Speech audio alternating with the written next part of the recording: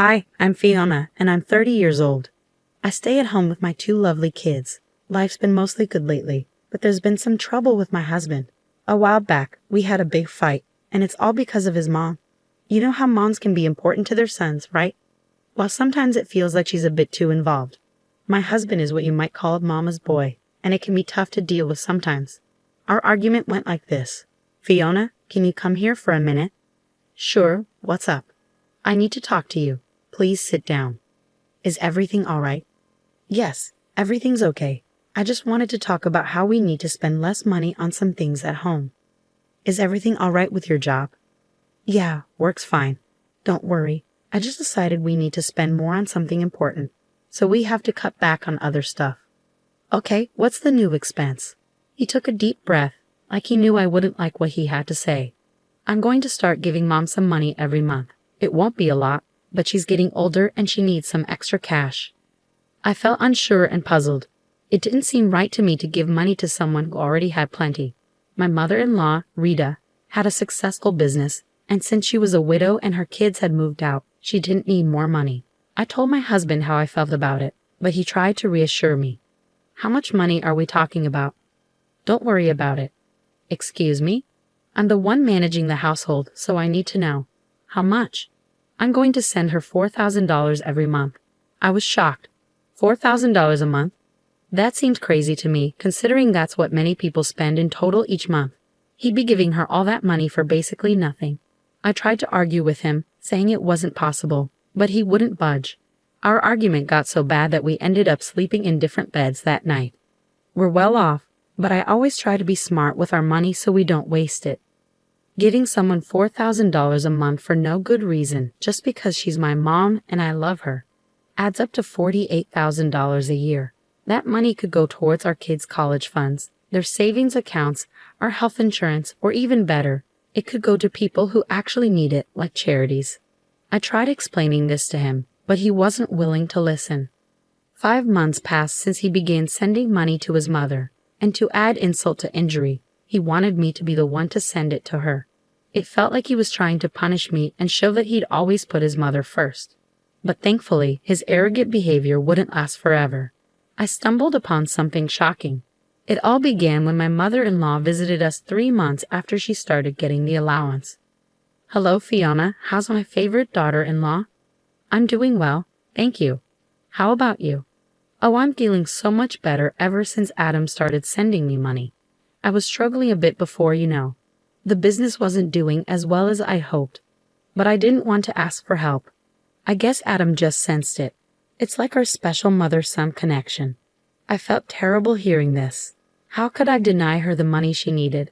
I always thought she was fine, but she wasn't. She started to cry, and I comforted her. I've always been okay with sharing money with those who need it, and Rita clearly did. Also, I thought. After a heart-to-heart talk, I noticed something strange. Rita started talking about going on luxury trips now that she had extra money. It didn't make sense to me. If she needed money, why talk about trips? But whenever I looked confused, she'd backtrack and say she meant once she became rich again. It was odd, but I brushed it off because she said she needed the money. 2 more months passed, and I kept sending her the money. She'd always thank me profusely, saying how much she needed it. I felt bad for doubting her and guilty for arguing with my husband. Unfortunately, we started feeling the effects of less money in our household. It's tough to change your routine. Still, I tried to cut back wherever I could, and we managed to get by. Then, one night, I came across a text from his mother while cleaning my husband's office. Curiosity got the better of me, so I read it. Hey Adam, hope you're doing well. Could you increase my monthly allowance? I want to enjoy some extra luxuries. I was stunned. How could she ask for more money when she already gets enough to cover the average monthly expenses of a single person in America? Remember, she's a healthy, capable 65-year-old widow who lives alone. So why did she need more money, especially for luxuries? It didn't add up. My sympathy for her was fading, and I couldn't resist the urge to find out more. Ignoring the email from his mother on my husband's computer, I started searching through the family finances. Unfortunately, I didn't find any evidence of wrongdoing, so I decided to come up with a plan. Hi Fiona, everything all right? Why are you calling so late? Hello Rita, I hope everything's okay with you. Well, I'm managing, but honestly, it's been tough. Sometimes I struggle to afford even basic things like toiletries. I'm really grateful to my son for helping me out. Anyway, I was thinking, would you like to come over for tea tomorrow? Tea sounds wonderful. Thank you for inviting me. You know, things have been tight for me too. Sometimes I can't even afford tea, so it'll be nice to have some with you. Oh, it'll be my pleasure, Rita. Just come over, and we'll have a nice afternoon together. All right then, see you soon. Bye. Bye. With that, I hung up, preparing for my plan. The next day, Rita came over, and we had a lovely time. As we were chatting during our afternoon tea, Rita excused herself to use the bathroom. This was my chance to snoop around. I quickly went through her purse and found her phone, which was unlocked. I opened her banking app, determined to uncover the truth about her financial situation. Women's intuition rarely fails, and I stumbled upon some shocking news. With my suspicions growing stronger, I delved into her financial records, expecting to find evidence of financial struggle. However, nothing could have prepared me for what I discovered. Rita had over $1.6 million in her bank account as of 6 months ago. I was stunned. I had to exit the app and reopen it just to confirm that I wasn't mistaken. But there it was, clear as day. She had a huge sum of money in her account. Confusion overwhelmed me, and then, to make matters even more bewildering, I noticed a familiar text message on her phone. It was from one of her employees, and it said, "Hello Rita, please find attached the financial breakdown of last month's earnings. Just wanted to let you know, it looks like we've made a big profit for the 4th month in a row. You're a fantastic businesswoman. I'm eager to hear your thoughts." Naturally, I opened the attached document and my eyes widened at the sight of even more money. The report showed a monthly profit of $8,400 for a small business. It was truly impressive. At this rate, the business would thrive. Sitting there in shock for what felt like ages, I couldn't help but feel furious.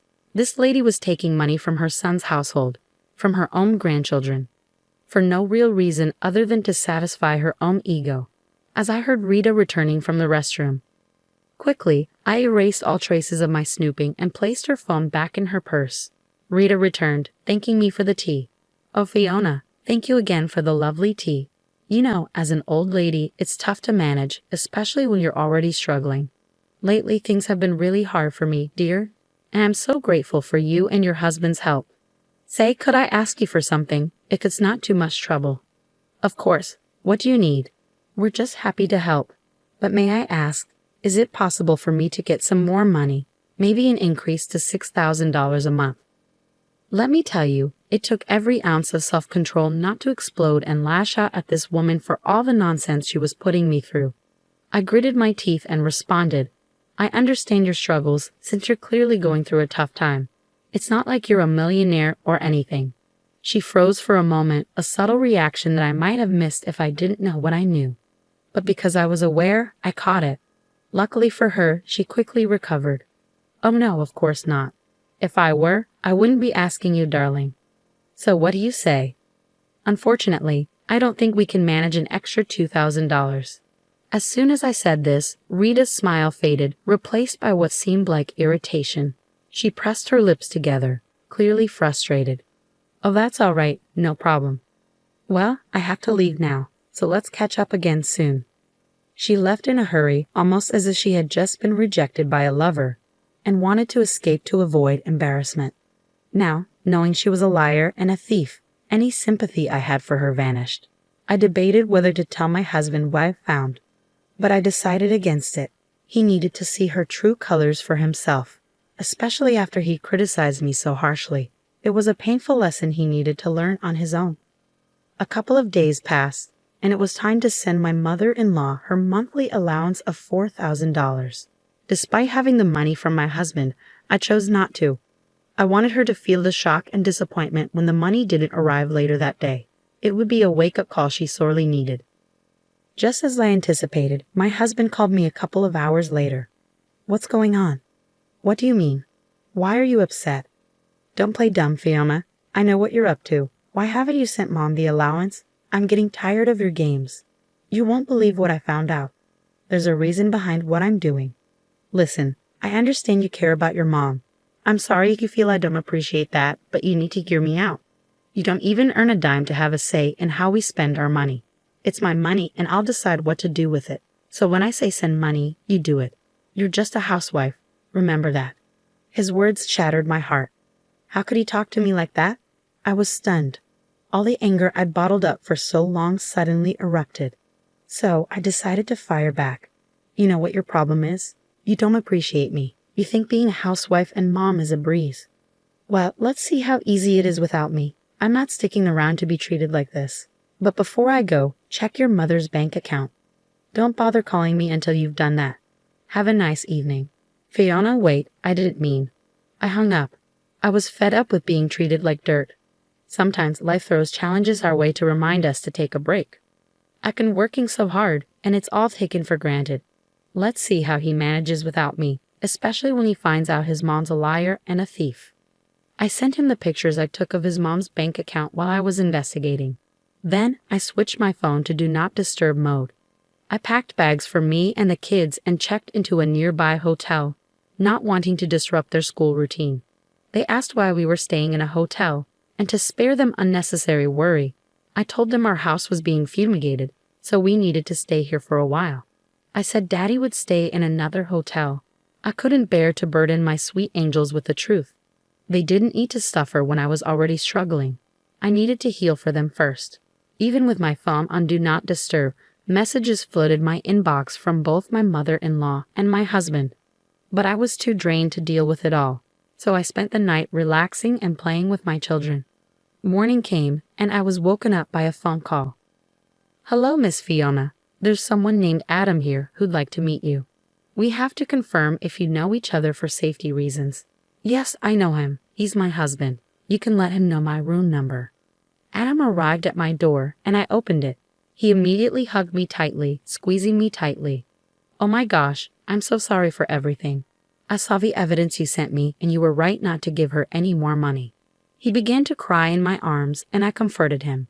I invited him into the room, and we started talking. Darling, I'm so sorry for everything. I'm glad you realized what was going on. Can you tell me what happened? Just then, my mother-in-law called. I decided to answer it. Hello. How dare you invade my privacy like that? I could sue you, you know. Do you even need the money? How dare you try to ruin my reputation in front of my son? It doesn't matter. He loves me, and he'll do whatever it takes to make me happy. You think he'll stop sending me money? Ha, you must be delusional. You think he'll listen to a mere housewife? You're sorely mistaken. Yes, I have money. I always had money since my husband passed away. I just like to control Adam sometimes so he doesn't get too arrogant. He needs to remember that mommy comes first. The voice on the phone wasn't my mother-in-law's. It was like a monster, so different and filled with malice. Her yelling woke up the children. So, you're not bothered by how your selfishness has disrupted this household. You don't care that Adam and I have been arguing because of your actions. You don't even care that you've been stealing from your own son and grandchildren. Oh, come on. You two are headed for divorce anyway. I can't wait for that. They'll come home to me eventually. And as for those kids, well, I guess I don't really care. Mom, that's incredibly cruel. Adam, honey, listen. I didn't mean it. Did you hear all of that? Adam, my love. Nope, that won't work on me this time. I've seen your true colors, and I've had enough. You've made the past few months hell for me and Fiona. How could you manipulate me like that? I'm your son. What kind of evil has possessed you to do such a terrible thing? I can't even imagine. I fell for your tricks, but my wonderful wife Fiona saw through you all along. She knew something was off, but I shouted at her and disrespected her. Not anymore. Fiona is my real family, not you. I never want to hear from you again. Adam, wait. But I have no one. Maybe that's how it should be. Click. Adam ended the call, and though he was upset, I could see a sense of relief in him. He'd been manipulated like this his whole life. Realizing that must have been a heavy burden, but it was lifted now. For the rest of the day, Adam apologized to me and the kids for his behavior and distance. He admitted he couldn't even survive one night without me. He's realized his mistakes and promised not to repeat them. And as for his mother, he meant it when he said he didn't want to hear from her again. She kept trying to call, but he always declined. She'd made her bed, and now she had to lie in it.